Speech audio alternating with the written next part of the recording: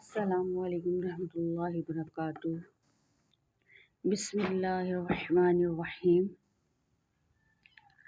ہم نے اپنی پچھلی ویڈیو میں درود پاک کی فضیلت کے بارے میں سیکھا تھا۔ آج بھی انشاءاللہ ہم اپنی ویڈیو میں درود پاک کی فضیلت کے بارے میں ہی سیکھیں گے۔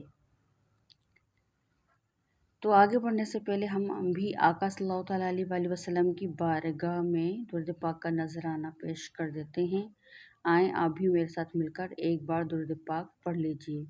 الصلاۃ والسلام علیک یا رسول اللہ وعلی آلک واصحابک یا حبیب اللہ۔ اللہ تعالیٰ نے جب حضرت آدم علیہ نبی صلی السلام کو پیدا فرمایا تو آنکھ کھولتے ہی عرش پر محمد صلی اللہ تعالیٰ علیہ وآلہ وسلم لکھا ہوا دیکھا۔ عرض کیا کہ یا اللہ عز و جل، تیری بارگاہ میں کوئی مجھ سے بھی زیادہ عزت والا ہے؟ ارشاد باری ہوا، ہاں، اس نام والا پیارا حبیب صلی اللہ تعالیٰ علیہ وآلہ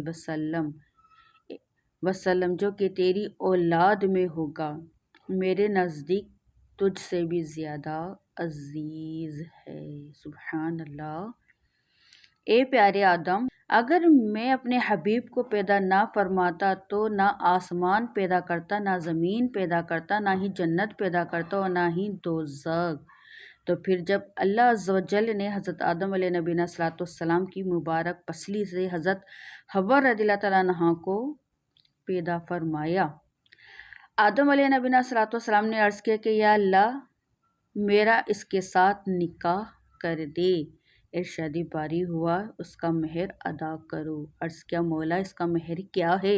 فرمایا کہ جو عرش پر نام نامی لکھا ہوا ہے، اس نام والے میرے حبیب پر 10 بار درود پاک پڑھو۔ عرض کیا کہ یا اللہ، اگر درود شریف پڑھوں تو حوا کے ساتھ میرا نکاح کر دے گا؟ فرمایا ہاں۔ تو حضرت آدم علیہ نبی صلی السلام نے درود پاک پڑھا اور اللہ تبارک و تعالیٰ نے ان کا حضرت حوا رضی اللہ تعالیٰ عنہا کے ہمراہ نکاح کر دیا۔ صلو علی الحبیب صلی اللہ علی محمد صلی اللہ علیہ وسلم۔ تو اللہ تبارک و تعالیٰ سے دعا ہے کہ اللہ پاک ہمیں بھی درود پاک پڑھنے والوں میں شامل فرما لے۔